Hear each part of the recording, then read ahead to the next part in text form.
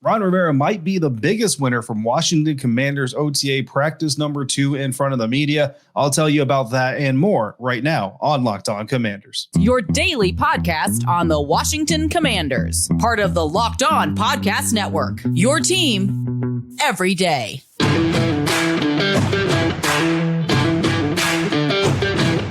Welcome into this Thursday episode of Locked On Commanders, your daily podcast covering your Washington Commanders, part of the Locked On Podcast Network, your team every day. Thanks so much for making Locked On Commanders your first listen of the day every day. Don't forget, you can subscribe for free on YouTube or wherever you get your podcast. And you can continue the conversations over on Subtext at joinsubtext.com/Locked On Commanders, where you can go one-on-one with me because I am your host, David Harrison, DHarrison82 on Twitter, credentialed member of the media and Washington Commanders beat reporter for Commander Country Sports Illustrated's FanNation site covering the Washington Commanders. Here with you every Monday through Friday, along with our everydayers. And as always, I appreciate your continued support for the show. Or if you're new to the show, I appreciate you coming through today. On today's episode of Locked On Commanders, we're going to discuss the ongoing evaluation of quarterback Sam Howell, as well as comments from head coach Ron Rivera. But first, we're going to start today's episode talking about how Coach Rivera may actually be the biggest winner from day 2 of OTA practice. And of course, that's just day 2 of OTA practice in front of the media. I think it was day 5 or so total for the team. They'll have another practice Thursday that we are not invited to, but we will get time with assistant head coach and offensive coordinator Eric Bieniemy, defensive coordinator Jack Del Rio, and special teams coordinator Nate Katzer Thursday afternoon, to get their thoughts on record following the last practice of week 2, phase 3 of the offseason workout program.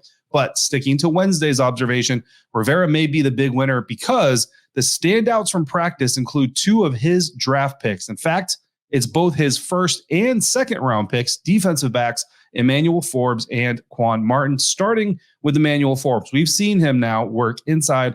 We've seen him work outside. Inside was mostly rookie minicamp, outside really in the OTAs ever since, but mostly he's getting his work outside. And if I had to give a firm prediction on his usage at this point in time, I would say that it's most likely we see Kendall Fuller and Benjamin St-Juste in 2 receiver sets. So when the opposing offense comes out with just 2 wide receivers, I think we see Benjamin St-Juste and Kendall Fuller on the field as your perimeter defenders. But on 3 receiver sets, which is about 70% of the time or more for some teams, then I think Benjamin St-Juste is likely to slide inside, and Emmanuel Forbes comes in and becomes the second perimeter defender in Jack Del Rio's defense opposite of Kendall Fuller. And the great thing about kind of what we're seeing take place here is there's a lot of different combinations that this defense could go with. So if they feel like Emmanuel Forbes is the better option inside, they could theoretically keep Benjamin St-Juste outside and move Emmanuel inside. If they think Quan Martin is the better inside option,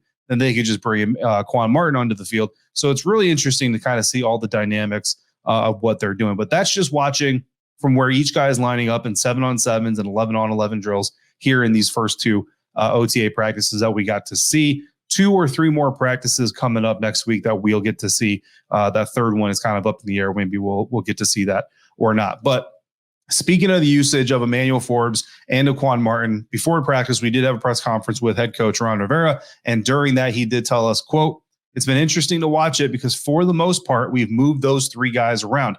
We've played Benjamin inside. We've played Forbes inside. The one guy we haven't put inside has been Kendall. We really think that Kendall's a guy that plays with great vision. And again, you saw what he's capable of last year with the way that he played, especially with some of the things that Jack and the staff did, adding a match zone type coverage that we use, and they've adapted to it very well. They're going to be into the second full year with it, which will be even better for us. So it's going to be interesting to watch those 3 guys as they continue to grow together. It's been a lot of fun. And you do see those guys all making plays right now," end quote. And that kind of supports what I just said, because what we've seen in these 2 practices since the veterans got on the field with the rookies, Kendall Fuller is outside. He's outside. He's outside. Benjamin St-Juste outside and in. Pretty much even split, a lot more, maybe even a lot more in. Emmanuel Forbes, pretty much outside. Again, some inside usually, or mostly during rookie minicamp. Quan Martin, I've only seen, well, no, that's not true. Today I did see him lined up outside once, but mostly he's lined up inside. So that just kind of supports everything that we just talked about. But this, again, Ron Rivera's quote that I just read you was before practice. So the thing about that is he's already identifying that these guys are making plays we've already talked about during rookie camp for Emmanuel Forbes. And then ever since then, the last OTA practice, Forbes and Martin specifically, but really that entire secondary, they continue to make plays into Wednesday. Now, Emmanuel Forbes didn't get an interception. So that's the first practice that I've seen that he did not get an interception in. But he was definitely still making up plays, definitely still breaking up passes. Specifically, there were two plays that stand out for him because one, it was basically a presence play, right? So the ball essentially sailed out of bounds to a point where the receiver couldn't make a legitimate play for it.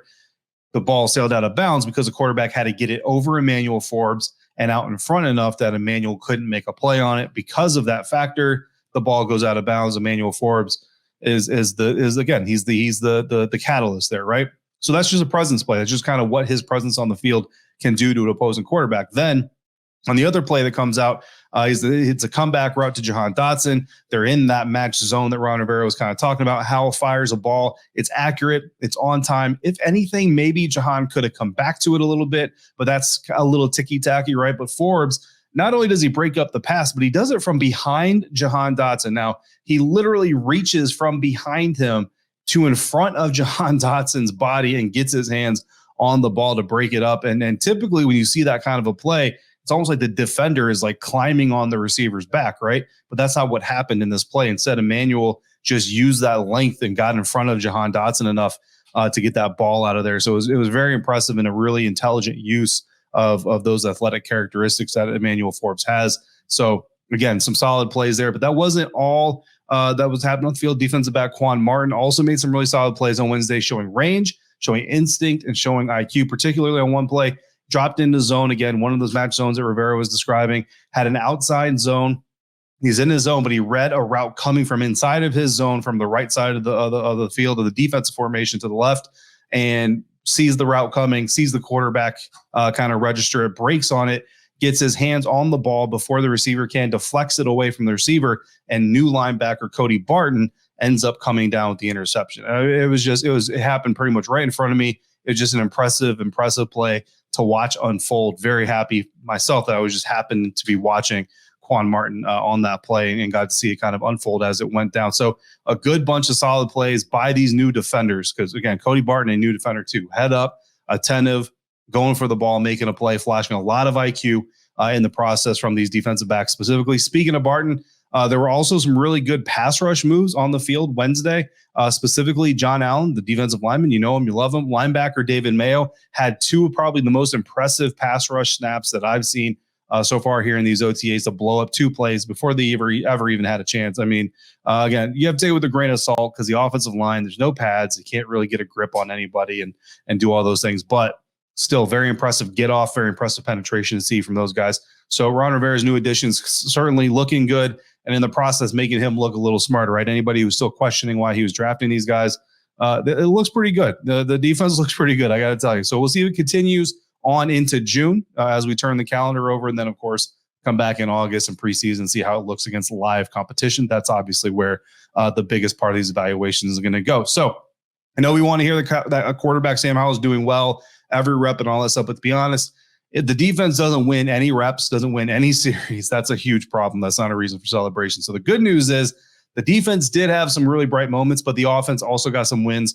on Wednesday, especially from one player that the Washington Commanders hope to never see on the field in a regular or postseason game. That's coming up next on today's episode of Locked On Commanders, part of the Locked On Podcast Network, your team every day. And today's episode of Locked On Commanders is brought to you by FanDuel. Make a fast break to FanDuel during the NBA playoffs, because right now, new customers, you can get a no-sweat first bet up to $2,500. That's $2,500 back in bonus bets if your first bet doesn't win.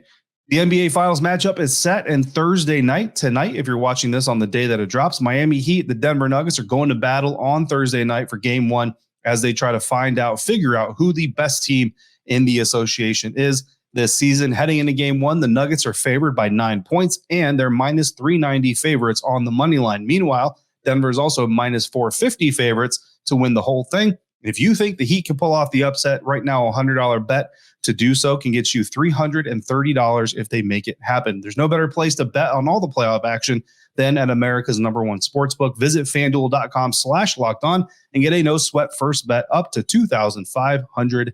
That's FanDuel.com/LockedOn. FanDuel, official sports betting partner of the NBA.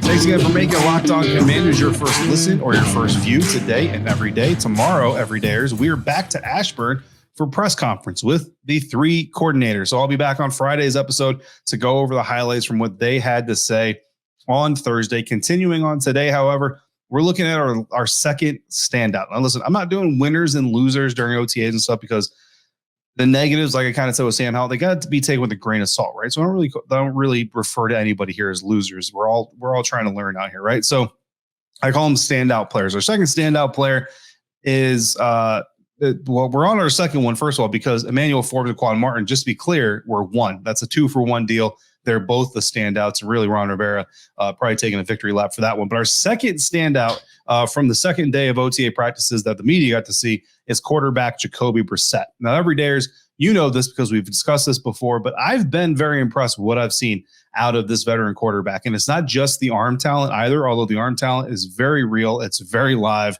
I feel bad for their hands. There's a confidence in Jacoby Brissett that, quite honestly, we didn't see last year in the pocket. Even when there's pressure coming, simulated pressure, whatever, he's stepping up. He's making confident throws. There's not a lot of wasted space. There's not a lot of nervous energy. It looks really good. And the velocity on the ball really just adds to the entire package. I mean, that ball comes out quick and it gets onto its target very, very quickly. There was one pass to tight end Curtis Hodges, a man that, and it looked like it just hurt to catch it. Like I legitimately, I was standing next to a photographer. Make sure you actually follow him on Twitter if you don't already, at Surge the Shooter. I was standing next to Surge and I turned to him. I said, man, the way that Brissett throws the ball, you expect it to go deeper down the field than it actually does, right? So we're in red zone. If I can try to paint this picture for you, we're in red zone. We're standing on the sideline. Jacoby Brissett is running the offense, and he fires the ball. Now, the way he fires the ball, and I'm ball watching at this point, right? So the way he fires the ball, boom, my eyes immediately snap to the back of the end zone because that's where I think the ball is going just by the velocity and the way he's throwing this ball. But it's almost like you've seen the plays on television, right, where the camera over shifts and that has to correct and come back, right? It's kind of confusing. That's what I did. Like I looked to the back of the end zone. There's nobody there. So I snap back closer in the formation and the ball's already been caught. And it's about 5 or 6 yards off the line of scrimmage for a score. And I think if I remember correctly, that receiver, that tight end ended up going into the end zone for what would be a touchdown. But that's how quickly that ball's coming out. That's how quickly that ball is getting on these receivers. And like I said, it's got to hurt the hands, but I mean, hey, that's what you're out there getting paid for. And, it can almost kind of surprise a receiver, but that's why we have these practices to work on that connection, that chemistry. So these guys are out there trying to get used to that velocity out of Jacoby Brissett, but that velocity with accuracy really makes it hard for defenders to get a jump on those passes. And there were a couple of passes on Wednesday that when you look at them in previous practices with previous quarterbacks, they're probably balls that get deflected or they get intercepted. But because of how quickly they get onto the receiver, they come down for completions. And it's not just center shots, right? Like you can put any NFL quarterback and say, throw it at the guy's chest, throw it at the guy's stomach, and hit him center mass with full arm strength and all that stuff. But we're seeing corner shots. We're seeing back shoulder. We're seeing throws that draw the receiver open. They drive the receiver open, and they're coming fast, man. They're coming out quick. It's a situation where right now, and look, there's no contact. There's no live pass rush. There's no pressure of the game, right? So remember, every day, go back to our OTA expectations episode, right? In our realistic evaluations discussion. Everything that we say here from OTAs has to be taken with a little bit of a grain of salt because of the environment that it's happening in. But if what we see now translates to August, it translates to the patch, translates to contact, to preseason, all that stuff. If this is what we see from Jacoby Brissett, I got to say, if there's a reason that he has to go into a game or start a game or a series or whatever it is, I would be comfortable with it. Not confident. I'm not going to sit here and say, boom, this team has Jacoby Brissett, go ahead and raise the banners. But you feel comfortable that he's a guy that can navigate this offense with the defense that they have, keep this game competitive, and potentially get some wins for this team if the situation arises again. We're all hoping, you know what I mean? Because the intention is for Sam Howell to be the starter. So we're hoping those intentions are met. And Brissett is just a training camp hero, preseason hero, but then a regular season comes, he's a master of the clipboard because that means that Sam Howell is healthy and he's doing well. But knowing that the safety that is there, still a very good thing. And I wanted to wait a couple practices before I really went deep into Jacoby Brissett because I didn't want to get too ahead of myself, but a couple practices in a row, we're seeing the same thing. And again, team reporter Zach Selby told me that he's doing really well when we're not around, and so it's safe to give Brissett some flowers. I would say just don't go plant a whole garden. You know what I mean? That's the analogy that I can use. And honestly, that's a good reminder, because make sure you guys are checking out Zach Selby's work over at commanders.com. He gets to go to all the practices. External media, we only get a select few that the team allows us to come into, but Zach Selby gets to go to them all. He's doing write-ups for all of them as well. So make sure you're checking out what he's writing over at commanders.com, because he is one of the first people that I talk to when I get to Ashburn to get caught up on what I've been missing at the practices I didn't get to see. So our final standout from OTA practice number 2 in front of the media is tight end Curtis Hodges. Already kind of talked about him, but we talked earlier about Armani Rogers' injury last week. And if you didn't see it, he posted an update on his own Instagram page. Armani Rogers did, and that surgery to help him get over his injury went well, he says. So that's good news, and we're certainly wishing him a speedy recovery. But while he starts that long road to recovery, again, Logan Thomas speculating, he's not a doctor, but speculating about 10 months or so. Hodges is the guy that we identified last week, who's now going to get his shot to be that number 4 tight end behind Logan Thomas, John Bates, and Cole Turner, and get the opportunity to show his potential. Well, that potential showed up big on Wednesday. I need to get better at charting these things for you guys, right? That's something I'm working on. I know some of the greats out there, some of the GOATs out there, like John Quan of ESPN, are really good at it. I see him taking his notes all the time. I need to get better at it myself for you. So make sure you're also checking out John Quan report. He does a good job. Obviously, that's why he's there where he is. But Hodges made several catches Wednesday of varying degrees of difficulty. And what you really like about these are the athletic plays, the boundary plays with the feet in bounds, hand catching, right? He's not letting the ball get into his body, and that's key. That's incredibly key, especially for a young guy. A lot of young guys, they like to body catch, and that's where you have balls, kind of bounce off of pads or face masks sometimes, and that's not good for anybody. But specifically, there's a really nice play during a red zone session where Hodges was targeted by Jacoby Brissett, and to make the catch, Hodges had to go really low, real sudden, and it wasn't a dive. It was he's like standing, moving, has to kind of stop his momentum, bend down. This dude is listed at 6'8", so that's really tall. And I've stood next to him. Like, I can confirm he's much taller than I am. I'm 5'10", 5'11" on a good day. So if he's not 6'8", he's stinking close to it. Okay, so he's a tall dude. So to get down that low, to bend down the way that he did, to make that catch for a touchdown, that's a very impressive play, and something you really like seeing out of him. Something else I liked seeing out of them too, after practice was over, they all broke, and all position groups go to their position coaches. They get their final kind of, guidance or whatever it is that they're talking about. And, they kind of have a period to go eat, to go do whatever they're going to do. But instead of hitting the locker room right away, Curtis Hodges, what he did is he went over to the jugs machine and he took some extra catches. Now, I don't know how many balls he took, but it was a good amount of extra work. He was out there for at least a good couple of rotations at the podium for press conferences. So, I mean, he was out there for a good minute, man. So this is a young man looking to make good on his opportunity and his chances. And you never want to celebrate an injury, but if Armani Rogers has to be injured, seeing a guy like Curtis Rogers if Armani Rogers has to be injured, seeing a guy like Curtis Hodges step up and take advantage of that opportunity, at least it doesn't kind of go to waste and just kind of fall away. So we've already talked about a little bit of what Coach Rivera had to say on Wednesday, but there's some more quotes we're going to dive into as we wrap up today's episode with that and our Howell Watch update. That's next on today's episode of Locked On Commanders.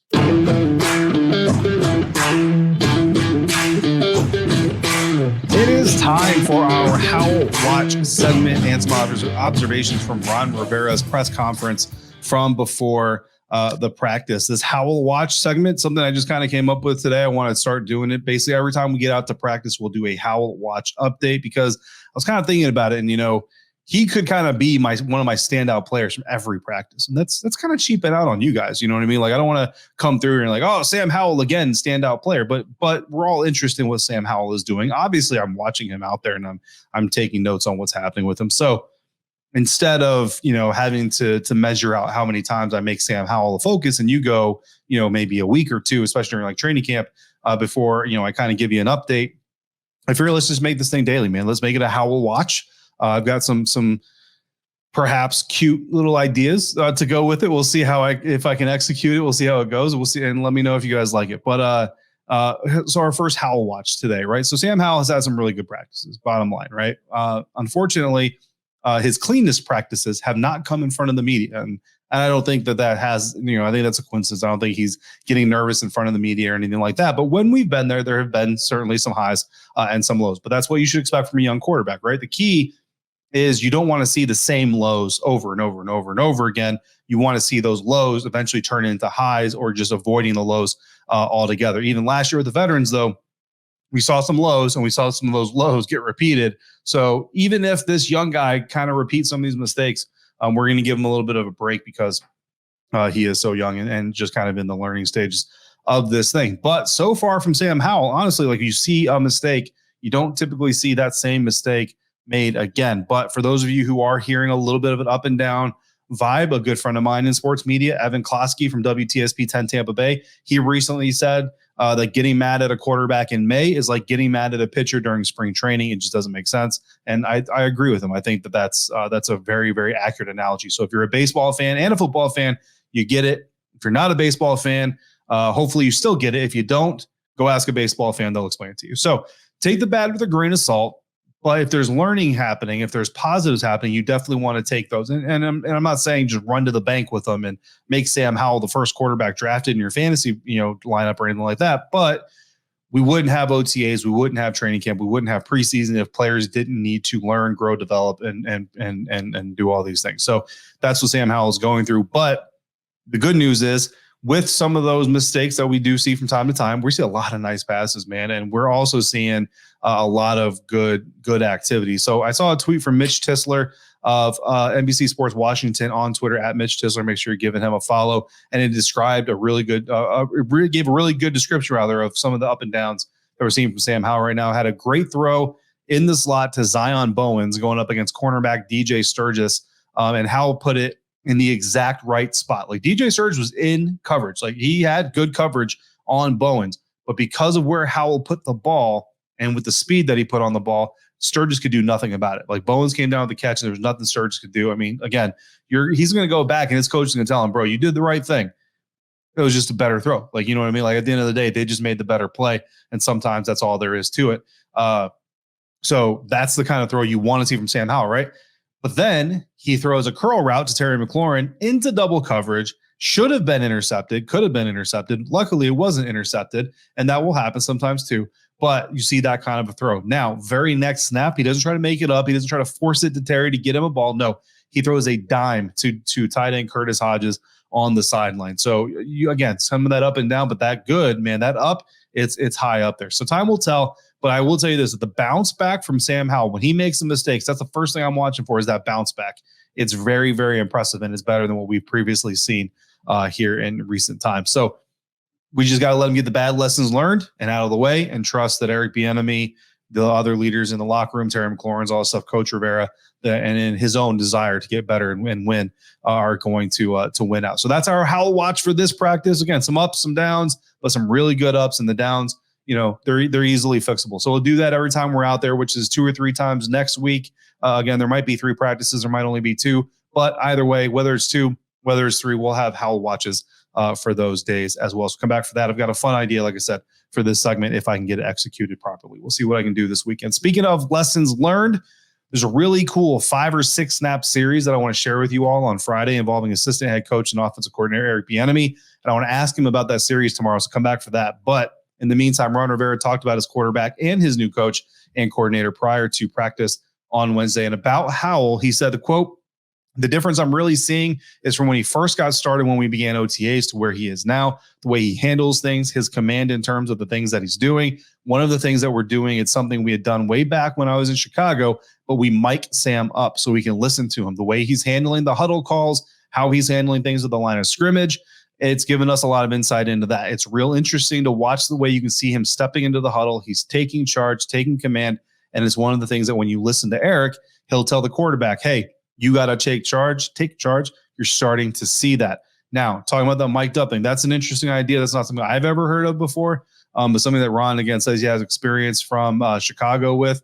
Kind of wonder how Eric Bieniemy, how much value he's getting out of that. But about the miking up specifically, Ron Rivera also said, quote, "We've only done it a couple times, but you see the growth already. And for me, it was pretty good. I was watching it this morning. A couple things that really stood out to me was really his confidence level in terms of calling the huddle, breaking the huddle, getting to the line of scrimmage, making his calls, and then operating the offense, end quote. So some new ideas, not so much new from a time standpoint. Again, Chicago was a little while ago for Ron Rivera, but new to this team, new to this quarterback, this dynamic and unique, a little bit outside the box thinking to get as much input and data as you can for the coach Eric Bieniemy to be able to do as much teaching as he can. So very interesting stuff coming out of Ashburn on Wednesday. Again, we'll be back in Ashburn Thursday for more press conferences coming up tomorrow. I will have my comments, observations from the comments made by offensive coordinator, assistant head coach Eric Bieniemy, defensive coordinator Jack Del Rio, and special teams coordinator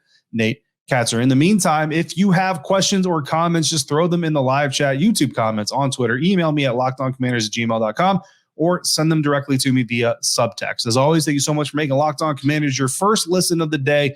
Every dayers. Thanks for coming through on a consistent basis like you do. And remember, you can continue the conversation with me over at joinsubtext.com/LockedOnCommanders. Thank you so much for making me part of your day, part of your routine. And if you have anything else Washington Commanders related that you want to know or you want to discuss, make sure you also follow me on Twitter at dharrison82. Till we speak again, be safe, be kind, and I'll see you next time for another episode of Locked On Commanders, part of the Locked On Podcast Network, your team every day.